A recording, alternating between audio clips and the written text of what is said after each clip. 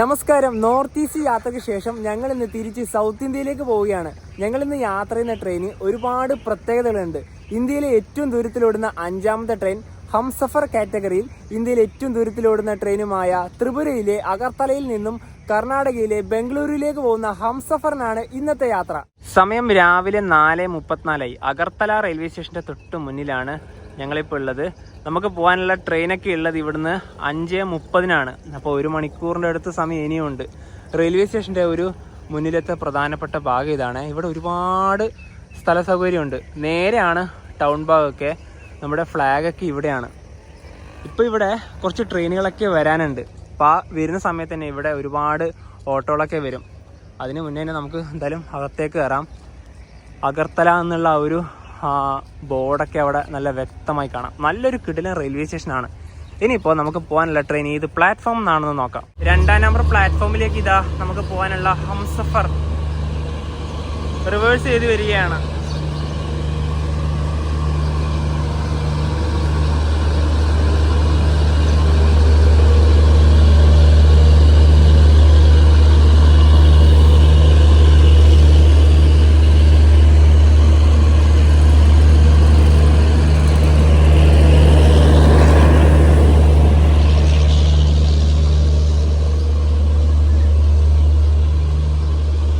ഇതിനാകെ 18 third AC കോച്ചുകളാണുള്ളത്.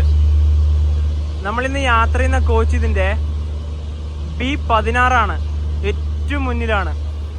ഇവിടെയൊക്കെ B1 B2 ഒക്കെയാണ്. Train പുറപ്പെടാൻ ഒരുപാട് സമയമുണ്ട്. അപ്പോൾ ഈ ഒരു തീമിൽ തന്നെയാണ് ഹംസഫറിന്റെ ആ ഒരു ലിവറിയൊക്കെ വരുന്നത്. Train number 125-04. നമുക്ക് യാത്ര ചെയ്യാനുള്ള B16 കോച്ച് ഇതാണ്. ഇതിൻ്റെ ഡോറുകളൊക്കെ നേരത്തെ അവിടെയൊക്കെ ഓപ്പൺ ആയിട്ടുണ്ടായിരുന്നു. ഇവിടെ ഓപ്പൺ ആയോ എന്നറിയില്ല. എന്തായാലും നോക്കാം. ലോക്കാം. B15 കോച്ച് ഓപ്പൺ ആയിട്ടുണ്ടേ. അപ്പോൾ അതുവഴി നമുക്ക് കയറാം. ഈ കോച്ചിൻ്റെയൊക്കെ ഇൻറ്റീരിയർ ഇങ്ങനെയാണ്. നല്ല രസമില്ലേ കാണാൻ തന്നെ. അങ്ങ് അവിടെ മുന്നിലൊരു സ്ക്രീനൊക്കെ ഉണ്ട്. ഇവിടുത്തെ സീറ്റിൻ്റെ ലേഔട്ട് ഇങ്ങനെയൊക്കെയാണ്. എന്തായാലും നല്ല രീതിയിൽ തന്നെ ഇഷ്ടപ്പെട്ട്. അടുത്ത കോച്ചാണ് നമ്മുടേത്. ആരും ഇതുവരെ കയറിയിട്ടില്ല. നമ്മൾ തന്നെയാണ് ഫസ്റ്റ്. 38 ഇതാ ഇവിടെ അപ്പർ ബർത്ത്, 35 ഇതാ ഇവിടെ. 2 അപ്പർ ബർത്താണ് നമ്മൾ പ്രിഫറൻസ് കൊടുത്തെടുത്തത്. നേരത്തെ കണ്ട കോച്ചില്ലേ, അതിൻ്റെ അത്ര ഒരു വൃത്തി തോന്നിക്കുന്നില്ല ഇവിടെ. B15 കോച്ചാണ് ഇതിനെക്കാട്ടും കുറച്ചും കൂടെ ബെറ്റർ ആയിട്ട് ഞങ്ങൾക്ക് തോന്നിയത്. പക്ഷെ എന്നാലും കുഴപ്പമില്ല. ഈ കോച്ചിലത്തെ കാര്യം പറയുകയാണെങ്കിൽ ഇവിടുത്തെ മുഴുവൻ പാസഞ്ചറും അഗർത്തലയിൽ നിന്ന് SMVT ബംഗളൂരു തന്നെയാണ്. ഓരോ ഭാഗത്തെ ചാർട്ട് എടുത്ത് നോക്കുമ്പോഴും അങ്ങനെ തന്നെയാണ് കണ്ടത്. പല സൈഡിൽ ഓവറും RAC ആണ്. 3554 കിലോമീറ്ററാണ് ആകെ ഓടാനുള്ള ദൂരം. 63 മണിക്കൂർ യാത്ര. അതായത് ഈ ട്രെയിനിൽ ടിക്കറ്റ് കിട്ടാൻ കുറച്ച് ബുദ്ധിമുട്ടാണ്. ഞങ്ങൾ 1.5 മാസം മുന്നേ തന്നെ ബുക്ക് ചെയ്തു.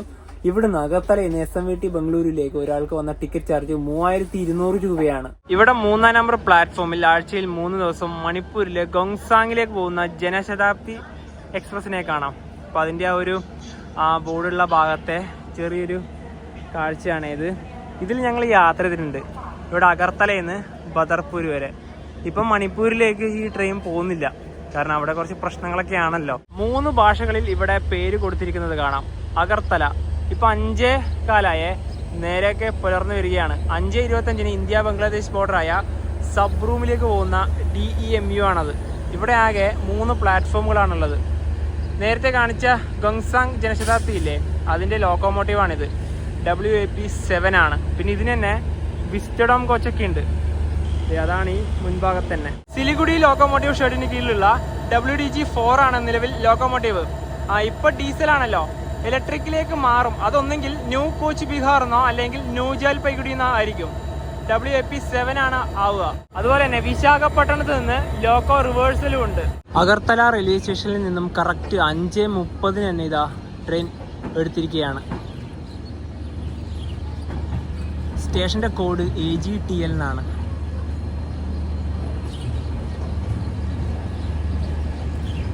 അഗർത്തലയ്ക്കും SMVT ബംഗളൂരു റെയിൽവേ സ്റ്റേഷനിടയിലാകെ ഈ ട്രെയിൻ 29 സ്റ്റോപ്പുകളാണുള്ളത്.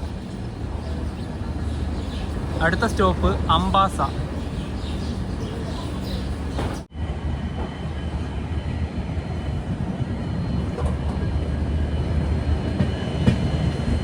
ഹംസഫർ എക്സ്പ്രസിൻ്റെ ബെർത്തുകളുടെ ആ ഒരു കളറൊക്കെ കണ്ട ടോട്ടലി ഡിഫറെൻ്റ് ആണ്. പിന്നെ ഞങ്ങളുടെ ബാഗൊക്കെ ഇവിടെ കെട്ടിവെച്ചിട്ടുണ്ട്. അവിടെ നവി കെട്ടിവെക്കുകയാണ്. ട്രെയിൻ ഇപ്പോൾ ധലായ് ജില്ലയിലെ അംബാസയിലേക്ക് ഇതാ എത്തുകയാണ്. 6:48.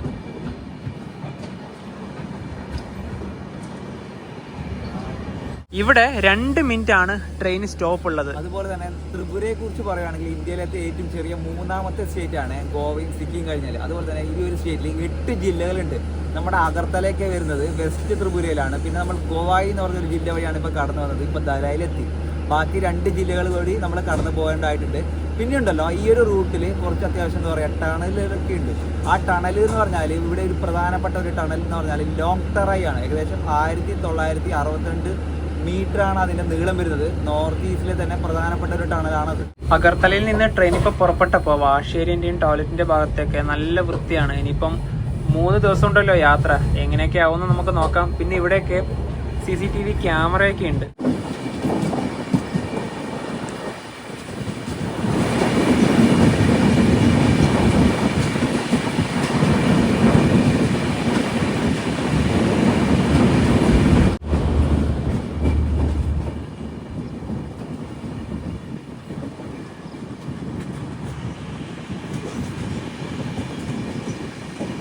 ട്രെയിൻ ഇപ്പോൾ നോർത്ത് ത്രിപുരയിലെ ധർമ്മനഗർ റെയിൽവേ സ്റ്റേഷനിലേക്ക് എത്തുകയാണ്. ഇവിടുന്ന് കയറാനുള്ള ആൾക്കാരുടെ തിരക്കാണിത്. ഇവിടെ 2 മിനിറ്റാണ് ട്രെയിൻ സ്റ്റോപ്പ് ഉള്ളത്. കൂടുതൽ ആൾക്കാരും P17ലേക്കും 18ലേക്കുമാണ് പോകുന്നത്. ഇവിടെയുണ്ട് ആൾക്കാർ കയറാൻ. സ്റ്റേഷൻ്റെ ഒരു പ്രധാനപ്പെട്ട ഒരു കാഴ്ച ഇതാണ്. പ്ലാറ്റ്ഫോമിനൊക്കെ നല്ലോണം വലിപ്പമുണ്ട് ഇവിടെ. ഈ ത്രിപുരയിലാകെ 28 റെയിൽവേ സ്റ്റേഷനുകളാണുള്ളത്. സ്റ്റാർട്ട് ചെയ്യുന്നത് ഇന്ത്യ ബംഗ്ലാദേശ് ബോർഡറായ സബ്രു മുതൽ ആസാം ബോർഡറായ ചുഡൈബാടി വരെയാണ്. ഈ 28 റെയിൽവേ സ്റ്റേഷൻ വഴിയും ഞങ്ങൾ യാത്ര ചെയ്തിട്ടുണ്ട്. അതുപോലെ തന്നെ ഏറ്റവും പ്രധാനപ്പെട്ട നഗരവും, അതായത് 1ാമത്തെ വലിയ നഗരവും അഗർത്തലയാണ്. പ്രധാനപ്പെട്ട റെയിൽവേ സ്റ്റേഷനും അഗർത്തലയാണ്. 2ാമത് വരുന്ന നഗരവും 2ാമത് വരുന്ന റെയിൽവേ സ്റ്റേഷനും ഈ പറഞ്ഞ ധർമ്മനഗറാണ്. ഇതാണ് ചുഡൈബാടി, അതായത് ത്രിപുരയിലെ അവസാന റെയിൽവേ സ്റ്റേഷൻ ഇതാണ്. ഇനിയിപ്പോൾ ഇതിനങ്ങോട്ട് ആസാമായി.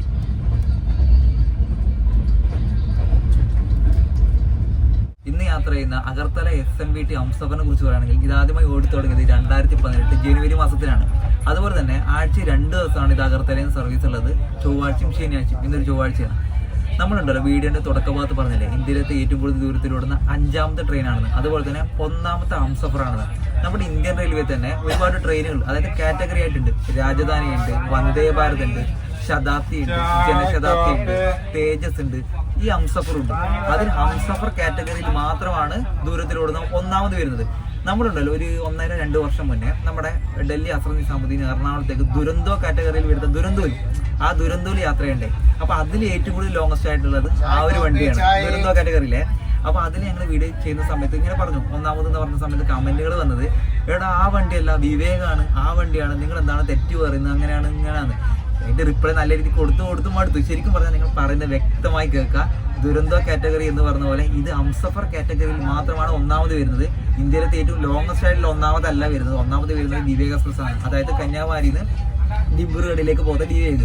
2ാമത് വരുന്നത് തിരുവനന്തപുരത്ത് നിന്ന് സിൽച്ചറിലേക്ക് പോകുന്ന ആർണോയി. 3ാമത് കന്യാകുമാരിയിൽ നിന്ന് ശ്രീമാതാ വൈഷ്ണോദേവി കട്ടറിലേക്ക് പോകുന്ന ഹിമസാഗർ. 4ാമത് വരുന്നത് തിരുനെൽവേലിയിൽ നിന്ന് ശ്രീമാതാ വൈഷ്ണോദേവി കട്ടറിലേക്ക് പോകുന്ന നവീവ്. 5ാമതാണ് ഇത് വരുന്നത്. ഇനി ഇവിടുന്ന് വലിയൊരു വളവാണ്. ലോക്കോമോട്ടീവ് വരെ വ്യക്തമായി കാണാം.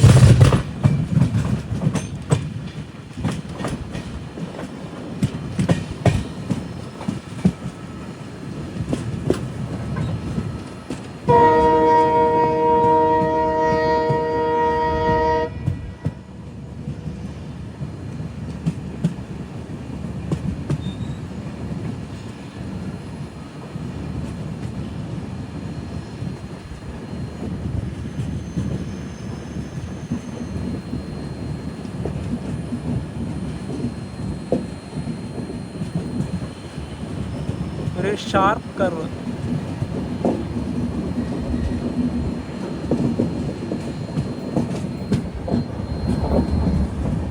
ട്രെയിൻ ഇപ്പോൾ കരിംഗഞ്ചിലേക്ക് എത്തുകയാണ്. ഇവിടുന്ന് ഒരു ലൈൻ വരുന്ന കാണുന്നില്ലേ, ഇത് കരിംഗഞ്ച് ജംഗ്ഷൻ എന്ന് വരുന്നതാണ്. നമ്മളിപ്പോൾ പോയിക്കൊണ്ടിരിക്കുന്നത് ഒരു ബംഗ്ലാദേശ് ബോർഡറാണ്. ബോർഡറിനോട് അത്ര അടുത്ത് കിടക്കുന്ന ഒരു സ്ഥലം. ഇവിടെയൊക്കെ വീടുകളാണ്. ഇതുവഴി തന്നെ ഒരു റോഡ് ഉള്ളതും കാണാം. അസാമിലെ ഈ ട്രെയിനിന്റെ ആദ്യത്തെ സ്റ്റോപ്പായ ന്യൂ കരിംഗഞ്ച് ജംഗ്ഷൻ. ഇവിടെ 2 മിനിറ്റാണ് ട്രെയിൻ സ്റ്റോപ്പ്.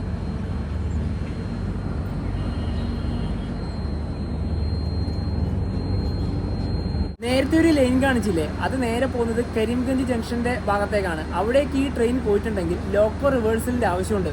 അത് ഒഴിവാക്കാനാണ് ഇപ്പോൾ പുതിയൊരു റെയിൽവേ സ്റ്റേഷൻ ഇവിടെ വന്നത്, ന്യൂ കരിംഗഞ്ച്. അതായത് ഇതുവഴി തന്നെയാണ് ഒരുപാട് ട്രെയിനുകളൊക്കെ കടന്നു പോകുന്നത്. പക്ഷേ ആ റെയിൽവേ സ്റ്റേഷനിലേക്ക് അഗർത്തല സിൽച്ചാർ എക്സ്പ്രസ് ഒക്കെ പോകുന്നുണ്ട്. അവിടെ പോയിട്ട് ലോക്കോ റിവേഴ്സ് ചെയ്തിട്ടാണ് ബദർപൂരിലേക്ക് പോവുക. ഞങ്ങൾ അവിടെയൊക്കെ പോയിട്ടുണ്ട്. അവിടെ ഫെൻസിങ് ആണ്, അതായത് 1-ാം നമ്പർ പ്ലാറ്റ്ഫോമിന്റെ ഭാഗത്തെല്ലാം. എനിക്ക് തോന്നുന്നു അവിടെ മുമ്പ് ഉണ്ടോയെന്ന് അറിയില്ല, ഏകദേശം പറയുകയാണെ ഒരു ഇന്റർനാഷണൽ ട്രെയിനൊക്കെ വന്നിട്ടുണ്ടാകാം. കാരണം അല്ലെങ്കിൽ അവിടെ അങ്ങനെ വെക്കില്ലല്ലോ. ഒരു വെറൈറ്റി എക്സ്പീരിയൻസ് ആണ്. അതുപോലെ തന്നെ ഈ ഒരു ലൊക്കേഷൻ ഇല്ലേ, ഇതുള്ളൊരു ഭാഗം ഗൂഗിൾ മാപ്പിൽ കാണിച്ചു തരാം. അപ്പം നിങ്ങൾക്കത് കുറച്ചും കൂടെ വ്യക്തമാവും. മാപ്പ് എടുത്ത് നോക്കുവാണെങ്കിൽ നമ്മളിപ്പോൾ ഉള്ളത് ഇതാ ഈ ഭാഗത്താണ്. ഇവിടെ ഇതിലൂടെ ഒരു നദി ഒഴുകുന്ന കാണുന്നില്ലേ, അതാണ് ബോർഡർ. അതായത് ഇത്ര അടുത്താണ്. കുറച്ചും കൂടെ സൂം ഔട്ട് ചെയ്യുവാണെങ്കിൽ അവിടുത്തെ ഒരു സ്ഥലത്തിൻ്റെ പേരൊക്കെ കാണാം, സാക്കിഗഞ്ച്. ബംഗ്ലാദേശിൽ സാക്കിഗഞ്ചാണ്, നമ്മുടെ ഇന്ത്യയിലാണെങ്കിൽ അത് കരിംഗഞ്ചാണ്. ശരിക്കും പറഞ്ഞാൽ ബംഗ്ലാദേശ് ബോർഡറൊക്കെ ഇവിടുന്ന് വളരെ അടുത്താണ്. ഇതാ ഇതിലൂടെയൊക്കെ ഒരു റോഡ് പോകുന്നില്ലേ, ആ റോഡിൽ നിന്നൊക്കെ നോക്കിയാൽ തന്നെ ബംഗ്ലാദേശ് കാണാം. ഇവിടെ ഈ സൈഡ് അപ്പറിൻ്റെ മുകളിൽ കുറച്ച് കമ്പിളിയൊക്കെ കൂട്ടി വെച്ച് കണ്ടില്ലേ, അതായത് ഇവിടെ പില്ലോ ഉണ്ട്, കമ്പിളി മാത്രമാണ്. നമുക്ക് ഇതുവരെയായിട്ട് ബെഡ്ഷീറ്റൊന്നും കിട്ടിയിട്ടില്ല, അതെന്തായാലും കിട്ടും. പില്ലോ ഒക്കെ എന്തായാലും കവറും ഉണ്ടാവും. പക്ഷേ ഒരു ട്രെയിനിൻ്റെ അകത്ത് കയറിയാൽ ഒരിക്കലും ഇങ്ങനെയൊന്നും ആക്കി വെക്കാൻ പാടില്ല. അതായത് അറ്റൻഡർമാർ ഇതൊക്കെ ട്രെയിനിൽ പുറപ്പെടുന്നതിന് മുന്നേ തന്നെ റെഡിയാക്കി വെക്കേണ്ടതല്ലേ അല്ലേ? സാധാരണ ട്രെയിനുകളെ അപേക്ഷിച്ച് AC ക്ലാസ് ഉണ്ടല്ലോ, കൂടുതൽ അധിക ചാർജ് നൽകിയിട്ടാണ് നമ്മൾ ഇന്ന് യാത്ര ചെയ്യുന്നത്. അത് ഹംസഫർ അങ്ങനെ തന്നെയാണ്. ഈ ഒരു കമ്പനി എന്ന് പറയുന്നത് ഇപ്പൊ താഴെ ഇപ്പൊ കിട്ടിക്കഴിഞ്ഞാൽ തന്നെ നമ്മളിപ്പോ അടിയിൽ അങ്ങനെ വിരിക്കുമല്ലോ, ശേഷമാണല്ലോ ഈ വെള്ളം നമ്മൾ ആ പുതപ്പ് എന്താ പറയുക അതിലും വിരിക്കുക. നമ്മൾ പല യാത്രകൾക്കിടയിലും പറയാറുണ്ട് കമ്പിളി പുതക്കാൻ പാടില്ല. എന്താ ഇതൊക്കെ കൊണ്ട് തന്നെയാണ്. കാരണം ഇതൊക്കെ ഇങ്ങനെ എത്ര യൂസ് ചെയ്തിട്ടാണ്, ഇതൊന്നും വാഷ് ചെയ്യുന്നില്ലല്ലോ, കുറവല്ലേ? വാഷ് ചെയ്യുന്നുണ്ട്, പക്ഷെ ഡെയിലി വാഷ് ഇല്ല. ഇത് ഡെയിലി വാഷ് ചെയ്യുന്നത് നമ്മുടെ മറ്റേ വെള്ള പുതപ്പില്ലേ, അത് മാത്രമേ ഉള്ളൂ. ഈ പറഞ്ഞ കമ്പിളി എന്ന് വെച്ചാൽ കുറെ ദിവസത്തിന് ഗ്യാപ്പിന് ശേഷം മാത്രമാണ് വാഷ് ചെയ്യുന്നത്. ട്രെയിൻ ഇപ്പോൾ ബംഗ എന്നൊരു സ്റ്റേഷനിലെത്തിയേ. ഇവിടെ സിഗ്നൽ കാരണം നിർത്തിയതാണ്. ഇനിയിപ്പോൾ ഇവിടുന്ന് ബദർപൂരിലേക്ക് 8 കിലോമീറ്റർ മാത്രമേ ഉള്ളൂ. ഇവിടെ കുറച്ച് വീടുകളൊക്കെ കാണാം ഈ ഭാഗത്ത്. ഇനിയിപ്പോൾ ഇവിടുന്ന് എപ്പോൾ എടുക്കുന്നു ഒന്നും അറിയില്ല. ഇപ്പോൾ ഇവിടെ നിർത്താൻ തുടങ്ങിയിട്ട് തന്നെ ഏകദേശം ഒരു 10 മിനിറ്റ് ആയി. ഇത് സിംഗിൾ ലൈനാണ്, അതുകൊണ്ട് തന്നെ ക്രോസിങ്ങിന് വേണ്ടിയിട്ടാണ് ഇവിടെ നിർത്തിയത്. സിൽച്ചർ അഗർത്തല എക്സ്പ്രസ് അതുവഴി കടന്നു പോവുകയാണ്. അവിടെ ഗുഡ്സ് ട്രെയിൻ ഉള്ളത് കൊണ്ട് എടുക്കാൻ പറ്റില്ല. ഇന്ന് യാത്ര ചെയ്യുന്ന ഈ ഹംസഫറിനെ പറ്റി പറയുമ്പം ഇത് നോർത്ത് ഈസ്റ്റ് ഫ്രോണ്ടിയർ റെയിൽവേ സോണിൽ ലംഡിംഗ് ഡിവിഷന്റെ കീഴിലുള്ള ട്രെയിനാണ്. ഇനിയിപ്പോൾ അത് വന്നല്ലോ, ഇനിയിപ്പോൾ തന്നെ ഇവിടുന്ന് സിഗ്നൽ കിട്ടും. ത്രിപുരയിൽ ഈ ഒരു പ്രശ്നം ഉണ്ടായില്ല, പക്ഷെ ആസാമിൽ കയറിയ സമയം മുതൽ ട്രെയിനിൽ വന്നു തുടങ്ങി. ഇനി പിന്നെ അങ്ങോട്ട് മൊത്തം ഇതൊക്കെ തന്നെ ആയിരിക്കും, പൈസ വിരിക്കുന്ന ടീമുകളെ. 10:30 ട്രെയിൻ ഇപ്പോൾ ബദർപൂർ ജംഗ്ഷനിലേക്ക് എത്തുകയാണ്. 2-ാം നമ്പർ പ്ലാറ്റ്ഫോമിലേക്കാണ് ട്രെയിൻ വരുന്നത്.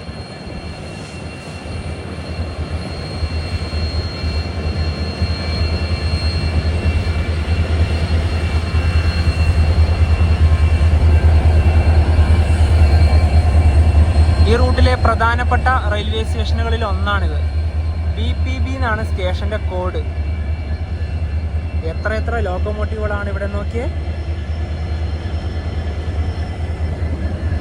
അങ്ങവിടെ WDG 6G ഉണ്ടായിരുന്നതാ ആ കാണുന്നത്. എത്ര ആൾക്കാരാണ് ഇവിടുന്ന് സൗത്ത് ഇന്ത്യ ഭാഗത്തേക്ക് വരുന്നതെന്ന് നോക്കിയേ. ഈ 2 കോച്ചുകളിലേക്ക് കയറാനുള്ളവർ തന്നെയാണ്.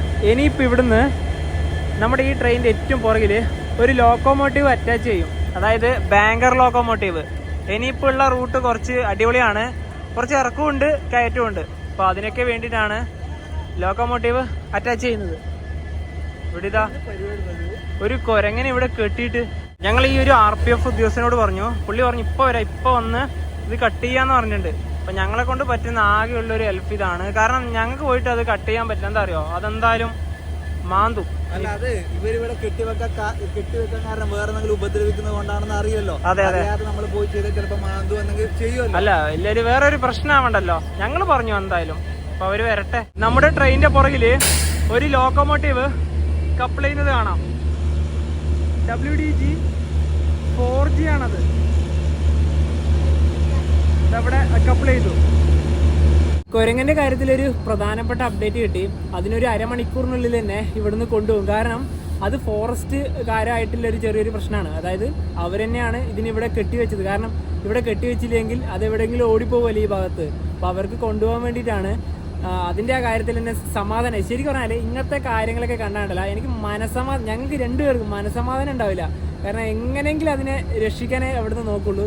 നമ്മൾ വിചാരിച്ച് വേറെ ഏതെങ്കിലും വ്യക്തികൾ വന്നിട്ട് തമാശക്ക് കെട്ടിവെക്കുന്നതല്ലേ നമ്മൾ കരുതുന്നുള്ളൂ. അത് കാണുമ്പോൾ പെട്ടെന്ന് വിഷമം വന്നു. ഞങ്ങൾ ആ സ്പോട്ടിൽ തന്നെ പറഞ്ഞു അതൊക്കെ ഓക്കെ. ഇനിയിപ്പോൾ പോകുന്ന റൂട്ടില്ലേ, കിടിലൻ റൂട്ടാണ്. നല്ല അടിപൊളി കാഴ്ചകളാണ് ഇനി കാണാനായി പോകുന്നത്. ബദർപൂരിൽ നിന്ന് ട്രെയിൻ എടുത്തു.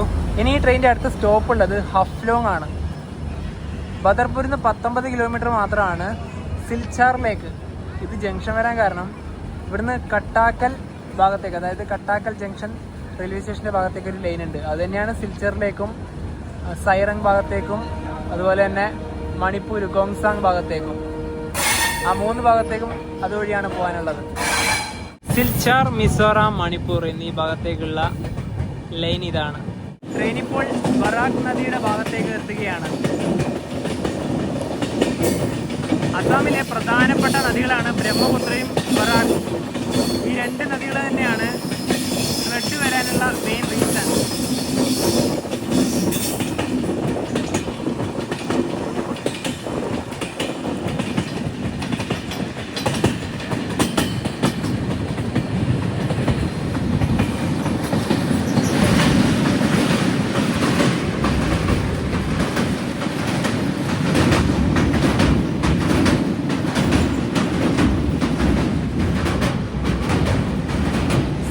ഭാഗത്ത് ഫ്ലഡ് വരാനുള്ള മെയിൻ നദി ഇതാണ്.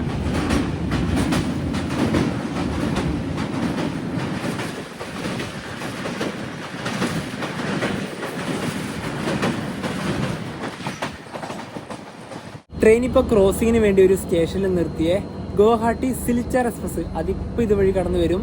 ആ ട്രെയിന് ഹഫ്ലോങ് റെയിൽവേ സ്റ്റേഷനായിട്ട് ഒരു ബന്ധമുണ്ട്. ഇന്നലെ രാത്രി 11:55 ഈ ട്രെയിൻ ഗുവാഹട്ടിയിൽ നിന്ന് പുറപ്പെട്ടത്. WDP 4D ആണ് ലോക്കോമോട്ടീവ്.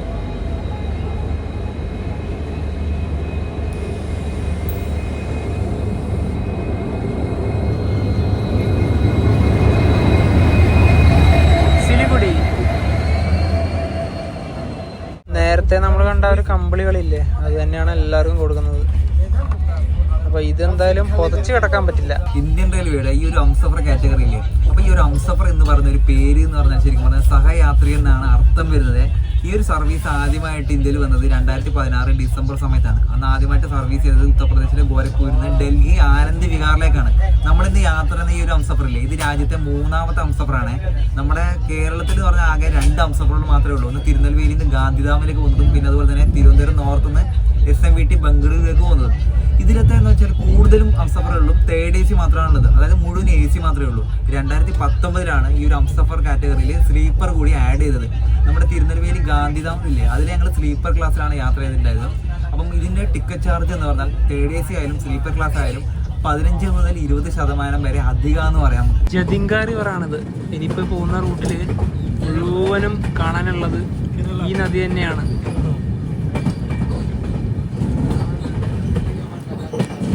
ഇതിൻ്റെ ഭാഗം വഴി തന്നെയാണ് മുഴുവനും ഇനി കടന്നു പോകുക.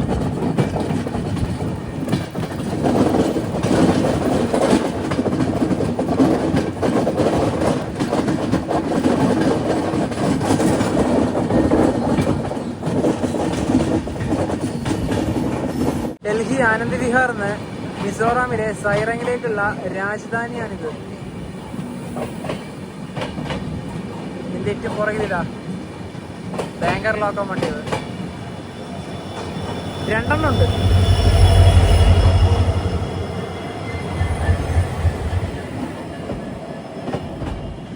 നമ്മുടെ ഈ ട്രെയിൻ വരാൻ വേണ്ടി അവിടെ വെയിറ്റിംഗ് ആയിരുന്നു.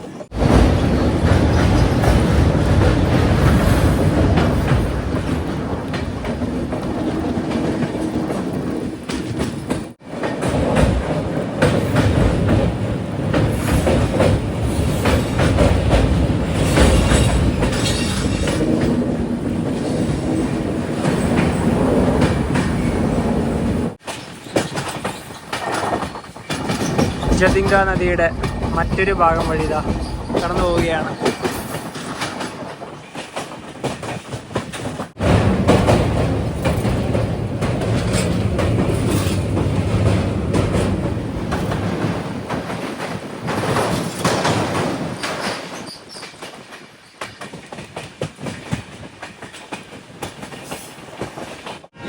എത്ര ദൂരെയാണെന്ന് നോക്കിയത്.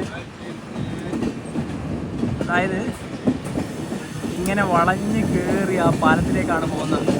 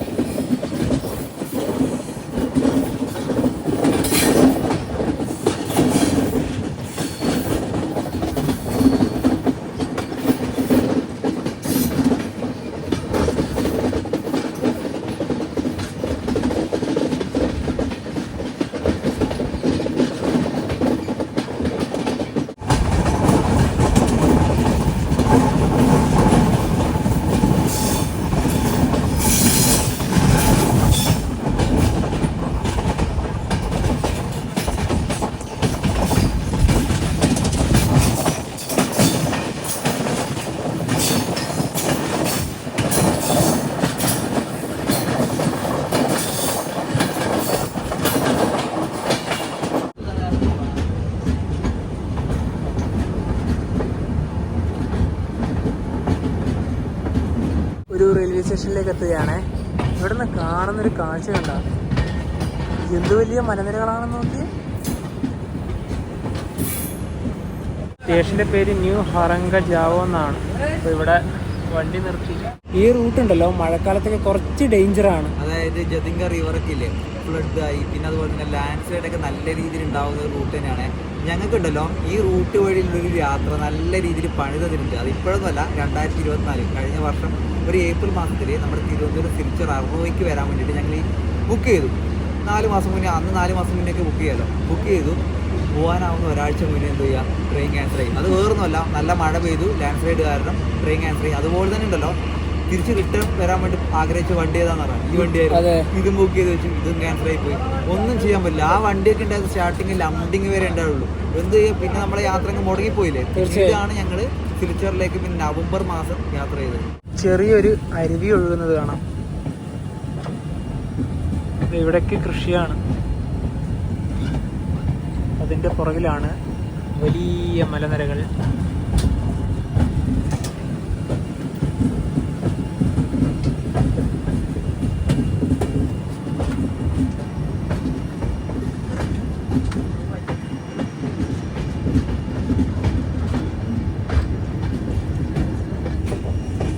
അടുത്തൊരു പാലം.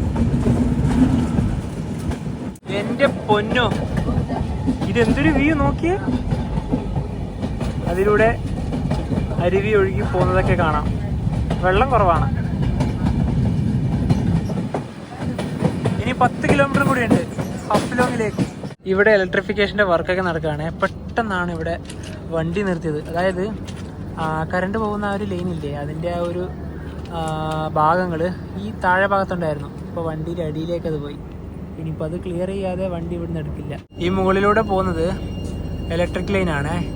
അതിൽ നിന്നുള്ള ശബ്ദമാണ് ഈ കേൾക്കുന്നത്. ഞങ്ങൾ മേഘാലയ ഭാഗത്തൊക്കെ പോയ സമയത്ത് ഈ ശബ്ദം നല്ല രീതിയിൽ തന്നെ കേട്ടിരുന്നു. ട്രെയിൻ ഇപ്പോൾ 1 മണിക്കൂർ 50 മിനിറ്റ് ഡിലേ ആയി ന്യൂ ഹഫ്ലോങ് റെയിൽവേ സ്റ്റേഷനിലേക്ക് ഇതാ എത്തുകയാണ്. 2022 ഫ്ലഡിൽ കാര്യമായ നാശനഷ്ടം വന്ന ഒരു റെയിൽവേ സ്റ്റേഷൻ കൂടിയാണിത്. റെയിൽവേ സ്റ്റേഷൻ ഇവിടുന്ന് കാണുന്നൊരു കാഴ്ചയാണ്. മലയുടെ താഴ്വാരത്താണ് ഈ ഒരു സ്റ്റേഷൻ.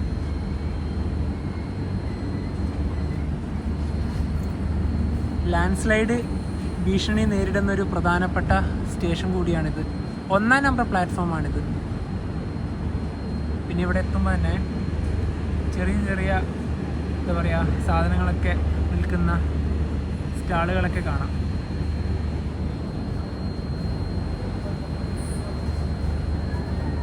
ഫ്രൂട്ട്സ് ഉണ്ട്, ഇതൊക്കെ ഫ്രൂട്ട്സാണ്.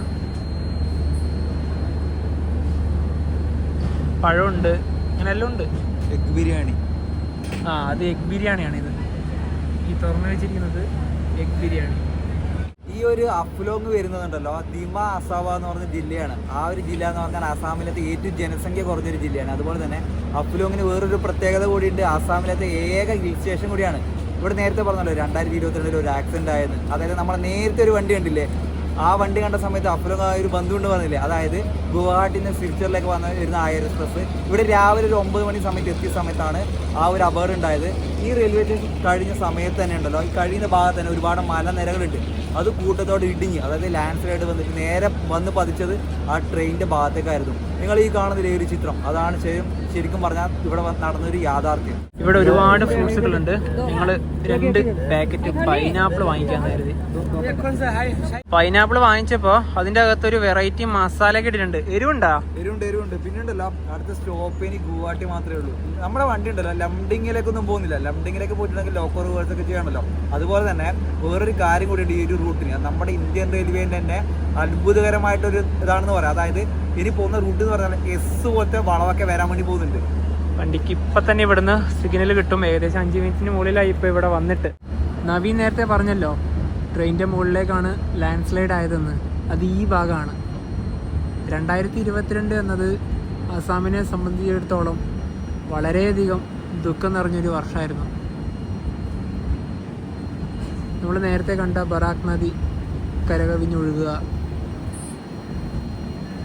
ഇവിടെ ആക്സിഡൻ്റൊക്കെ ഉണ്ടാകുന്ന സമയത്ത് എയർ ലിഫ്റ്റിംഗ് ആണ് ഉണ്ടായത്. ഈ കാണുന്ന മലയാണ് അന്ന് ഇടിഞ്ഞു വന്നത്.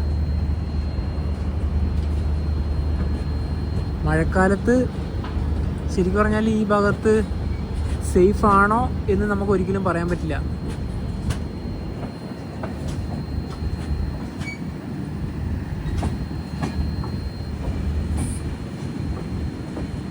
ഒരു മലയുടെ ഒരു പകുതി ഭാഗം മുഴുവൻ ഒന്ന് ഇളകി വന്നു.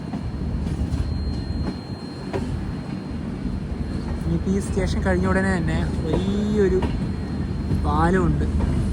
ദയാങ്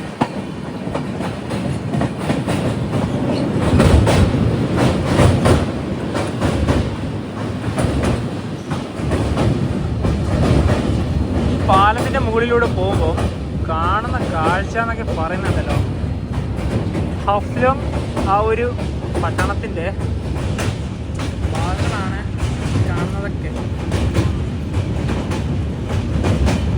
ഈ അസാമിലെ ഏക സ്റ്റേഷനാണല്ലോ. ഒരുപാട് പ്രോപ്പർട്ടീസൊക്കെ എന്തായാലും ഈ ഭാഗത്തേക്കായി കാണും.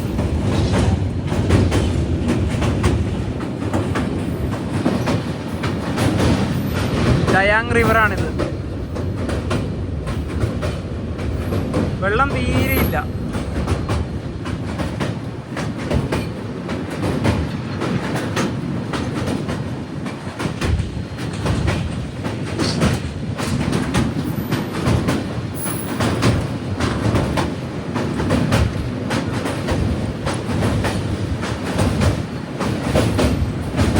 നേരത്തെ പറഞ്ഞില്ലേ ട്രെയിൻ ഒരു എസ് പോലെ വളഞ്ഞു പോകുന്നു. എസ് പോലെയല്ല, അതിൻ്റെയും മേലെ എന്ന് വേണം പറയാം. ഇതാണ് ആ ഒരു ലൈൻ വരുന്നത്.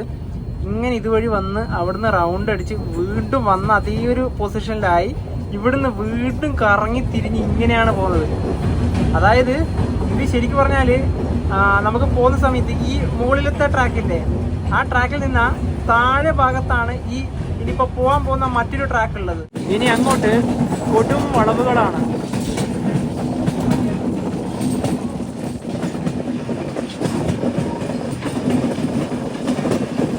ഫൈഡിങ് എന്നൊരു സ്റ്റേഷൻ കഴിഞ്ഞു. ഇനിയാണ് നമ്മൾ പറഞ്ഞ ഒരു കാഴ്ച വരാൻ പോകുന്നത്.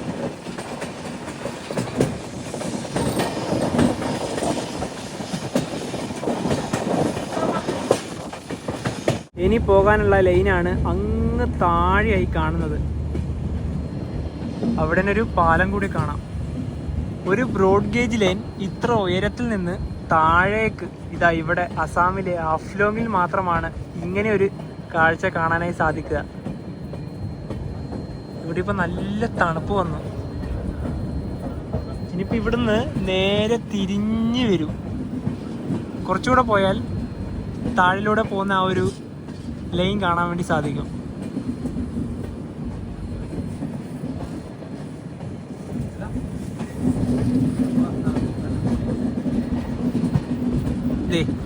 അങ്ങ് ദൂരെയായി കാണുന്നില്ലേ, അതാണ് ആ ലൈൻ. അതിലൂടെയാണ് ഇനിയിപ്പോൾ കടന്നു വരേണ്ടത്. അതായത് ഇപ്പം എത്രയോ ഹൈറ്റ് ഉയരത്തിലാണുള്ളത്. മുന്നിലേക്ക് അങ്ങ് ഒരുപാട് ദൂരം പോയി വളഞ്ഞാണത് പോവുക. മാഹൂർ ബ്രിഡ്ജാണിത്.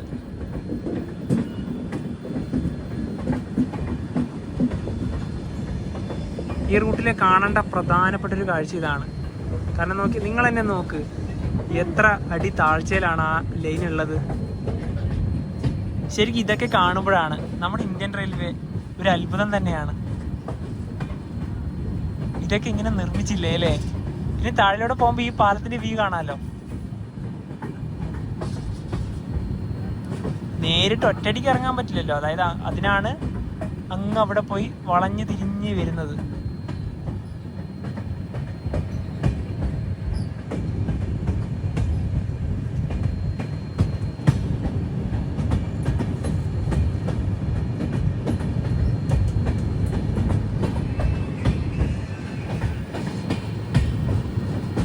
നല്ലൊരു ഇറക്കമാണ് ഇറങ്ങിക്കൊണ്ടിരിക്കുന്നത്. അതുപോലെ തന്നെ ആ വളവില്ലേ, ഇനിയിപ്പോൾ ഇവിടെ തന്നെയാണ് വളഞ്ഞു പോവുക.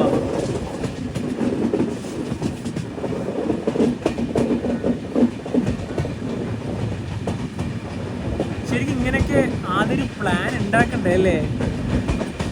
അതാണ് ശരിക്കും പറഞ്ഞാൽ അഭിനന്ദിക്കേണ്ടത്.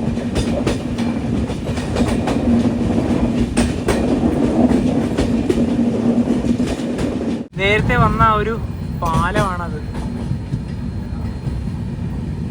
കറങ്ങിത്തിരിഞ്ഞ് താഴെ എത്തി.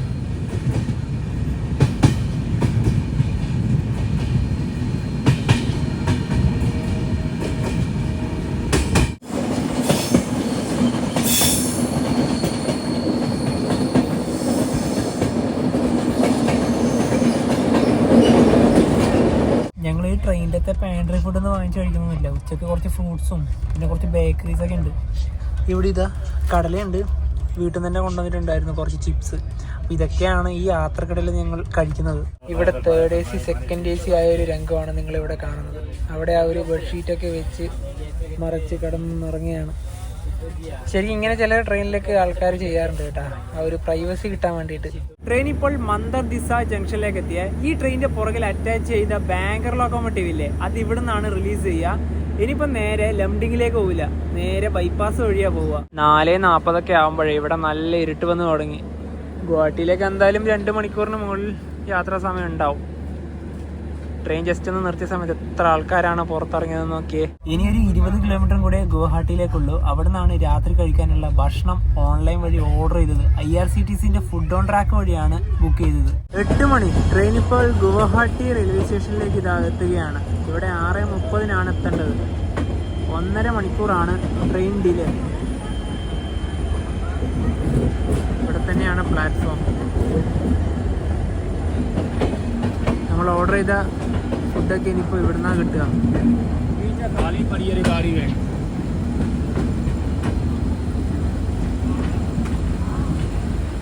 ഇനിയിപ്പോൾ ഇവിടുന്ന് നല്ല തിരക്കുണ്ടാവും.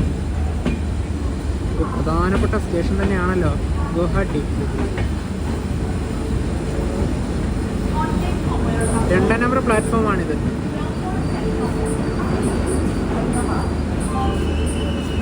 അസാമിലെ ഏറ്റവും വലിയ നഗരവും ഏറ്റവും വലിയ റെയിൽവേ സ്റ്റേഷൻ കൂടിയാണ് ഗുവാഹട്ടി. ഇവിടെ ട്രെയിനിൽ 10 മിനിറ്റാണ് സ്റ്റോപ്പ് ഉള്ളത്. ഇത് 3ാം നമ്പർ പ്ലാറ്റ്ഫോമാണ്. കാരണം ഈ ഒരു നോർത്ത് ഈസ്റ്റിന്റെ കാര്യം പറയുമ്പോൾ ഒരു മെയിൻ കണക്ഷനാണ് ശരിക്കും പറഞ്ഞാൽ ഈ ഒരു ഗുവാഹട്ടി. ഓൺലൈൻ വഴി ഞങ്ങൾ ഓർഡർ ചെയ്തത് ചിക്കൻ ബിരിയാണിയാണേ. ഒരു ചിക്കൻ ബിരിയാണിക്ക് 150 രൂപയാണ് ഞങ്ങൾക്കായത്. അപ്പോൾ ഇതാ റൈസൊക്കെ ഇങ്ങനെയാണ്. പിന്നെ ഇതിൻ്റെ കൂടെ തന്നെ റൈത്ത ഉണ്ട്, പിന്നെ വേറൊരു കറി കൂടി ഉണ്ട്. ബസ്മതി റൈസാണ്. ഗുവാഹട്ടി കഴിഞ്ഞ ഉടനെ തന്നെ വാഷേരിൻ്റെ ഇവിടെയൊക്കെ ടോട്ടലി ബ്ലോക്കായി. എന്തൊരു കഷ്ടമാണെന്നൊക്കെ. ഈ ഭക്ഷണമൊക്കെ കഴിച്ച് അതിൻ്റെ വേസ്റ്റ് അതിൽ തന്നെ ഇടുന്നതുകൊണ്ടാണ് ഇത് ബ്ലോക്ക് ആവുന്നത്. ഗുവാഹട്ടിയുടെ സാറ്റലൈറ്റ് സ്റ്റേഷനായ കാമാക്യ ജംഗ്ഷനിലേക്ക് ഇതാ ട്രെയിൻ എത്തി. 9:01 ഇവിടെ 2 മിനിറ്റാണ് ട്രെയിൻ സ്റ്റോപ്പ് ഉള്ളത്. നോർത്ത് ഈസ്റ്റിലെ ഏറ്റവും പ്രധാനപ്പെട്ട ക്ഷേത്രങ്ങളിൽ ഒന്നായ കാമാക്യ ദേവി ക്ഷേത്രം ഇവിടെയാണ്. ബെർത്തിന്റെ ഇവിടെയൊക്കെ വിരിച്ച് സെറ്റായി. നേരത്തെ പറഞ്ഞില്ലേ, ഈ കമ്പിളി ഏറ്റവും അടിയിൽ തന്നെയാണ് ഞങ്ങൾ വിരിച്ചത്. ട്രെയിനിൽ നിന്ന് രാവിലെ മുതൽ ഈ സമയം വരെ 600 കിലോമീറ്റർ ആണ് ഓടിയത്. കുറച്ച് കൂടുതൽ സമയം വന്നത് ഹഫ്ലോങ് വഴി വരുന്ന സമയത്താണ്. ഇനിയിപ്പോൾ അങ്ങോട്ട് നല്ല സ്പീഡിൽ തന്നെ പോയിക്കോളും. ഇനിയിപ്പോൾ അടുത്ത സ്റ്റോപ്പ് ഉള്ളത് ന്യൂ ബംഗൈഗാവ് ആണ്. അവിടത്തേക്ക് ഏകദേശം ഒരു 160ഓളം കിലോമീറ്റർ ഉണ്ട്.